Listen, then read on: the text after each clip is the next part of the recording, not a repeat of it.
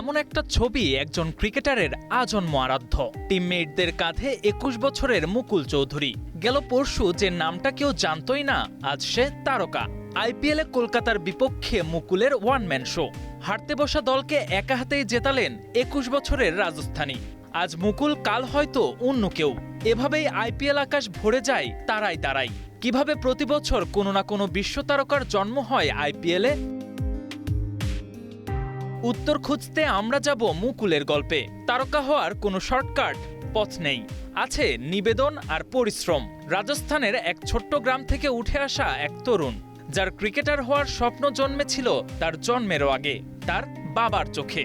সীমিত সুযোগ, দূরের একাডেমিতে যেতে ৭০ কিলোমিটার পথ পাড়ি, শহর থেকে শহরে ঘুরে অনুশীলন। এই সংগ্রামই তাকে তৈরি করেছে। ২০২৩ সালে রঞ্জি ট্রফি, এরপর সৈয়দ মুশতাক আলী ট্রফিতে ঝোড়ো পারফরমেন্স।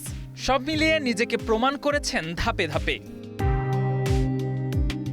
ভারতের ক্রিকেট কাঠামোটা এখানে গুরুত্বপূর্ণ। ঘরোয়া ক্রিকেটে নিয়মিত ম্যাচ, শক্তিশালী প্রতিযোগিতা, ট্যালেন্ট স্কাউটিং এবং সবচেয়ে বড় কথা, পারফরমেন্সের ভিত্তিতে সুযোগ।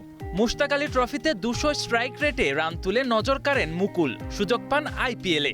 এমন প্লেয়ারদের জন্য ফ্র্যাঞ্চাইজগুলো ঝুঁকি নিতে ভয় পায় না। ফল উঠে আসে মুকুলের মতো প্লেয়ার। তবে কি বাংলাদেশে প্রতিভার অভাব? একদম না। বয়স ভিত্তিকে তো বাংলাদেশও বড় দল, তাহলে সিনিয়র লেভেলে পারে না কেন? ঘরোয়া ক্রিকেটের মান কিংবা সুযোগ সুবিধার দিক দিয়ে ভারতের থেকে বেশ পিছিয়ে বাংলাদেশ। এই দেশে লিগের সংখ্যা কম হওয়ায় প্লেয়ারদের সুযোগও থাকে কম। দেশের সবচেয়ে বড় টুর্নামেন্ট বিপিএল এর মান নিয়েও আছে প্রশ্ন। সমস্যা আছে আরও। ভারতের মতো ক্রিকেট কালচার গড়ে ওঠেনি বাংলাদেশে। তার উপর আইডল ক্রিকেটারের অভাব তো আছেই। ফলে তরুণরা ক্রিকেট বিমুখ হচ্ছে এবং বাবা মাও সন্তানকে ক্রিকেটার বানানোর আগ্রহ হারাচ্ছে। প্রশ্নটা এখানেই, বাংলাদেশ কি মুকুলদের তৈরি হওয়ার মতো পরিবেশ দিতে পারছে?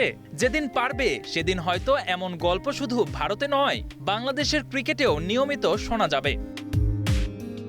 KM Sony, star news.